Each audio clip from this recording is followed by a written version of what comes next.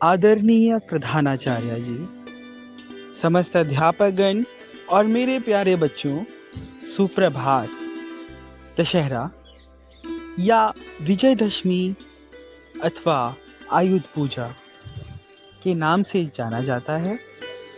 यह हिंदुओं का एक पवित्र त्योहार है।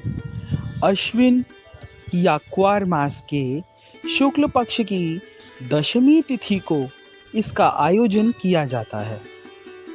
भगवान राम ने इसी दिन रावण का वध किया था तथा देवी दुर्गा ने नवरात्रि और 10वें दिन के युद्ध के उपरांत महिषासुर राक्षस पर विजय प्राप्त की थी। इसे असत्य पर सत्य की विजय के रूप में मनाया जाता है। इसलिए इस दशमी को विजयादशमी के नाम से भी पहचाना जाता है।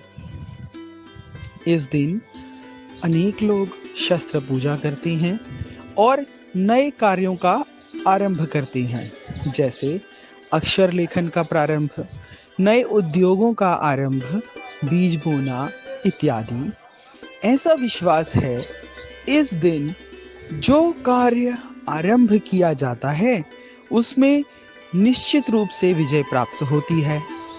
प्राचीन काल में राजा इस दिन विजय की प्रार्थना करके रण यात्रा के लिए प्रस्थान करते थे। इस दिन जगह जगह पर मेले लगाए जाते हैं। रामलीलाओं का आयोजन दशहरे से 10 दिन पूर्व ही आरंभ हो जाता है। रावण का विशाल पुतला बनाकर उसे दशमी के दिन जलाया जाता है। दशहरा अथवा विजयदशमी भगवान राम की विजय के रूप में मनाया जाए अथवा दुर्गा पूजा के रूप में, दोनों ही रूपों में यह शक्ति पूजा का पर्व है। पश्चिम बंगाल और इसके आसपास के राज्यों में ऐसी मान्यता है कि नवरात्र में देवी माँ अपने मायके आती हैं और उनकी विदाई हेतु लोग नवरात्र के 10वें दिन उन्हें जल में विसर्जित करते हैं। बंगाल, ओडिशा और असम में यह पर्व दुर्गा पूजा के रूप में मनाया जाता है। यह बंगालियों, उड़िया लोगों और असम के लोगों का सबसे महत्वपूर्ण त्योहार है। पूरे बंगाल में तो यह पर्व 5 दिनों तक मनाया जाता है। ओडिशा और असम में 4 दिनों तक चलने वाला यह त्योहार बड़े ही हर्ष और उल्लास से मनाया जाता है। इस दिन यहाँ नीलकंठ पक्षी को देखना बहुत शुभ माना जाता है। तदनंतर पंडालों में विराजित देवी की प्रतिमाओं को बड़े बड़े ट्रकों में रखकर विसर्जन के लिए किसी जल स्रोत के पास ले जाया जाता है।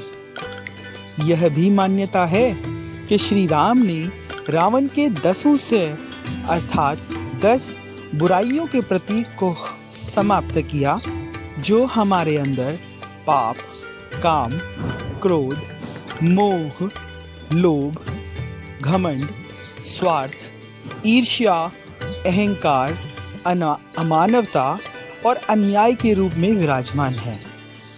जैन धर्म के लोगों के लिए भी दशहरा पर्व अत्यंत महत्वपूर्ण माना जाता है। मलेशिया में दशहरा पर्व पर राष्ट्रीय अवकाश होता है। यह त्योहार सिर्फ भारत ही नहीं अपितु बांग्लादेश और नेपाल में भी मनाया जाता है।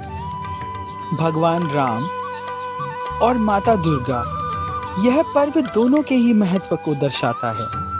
आइए हम सब भी यह प्रण लें कि अपने अंदर के दुर्गुणों को सर्वप्रथम नाश करें और मर्यादा पुरुषोत्तम श्री राम जी के द्वारा प्रशस्त किए गए मार्ग पर चलें।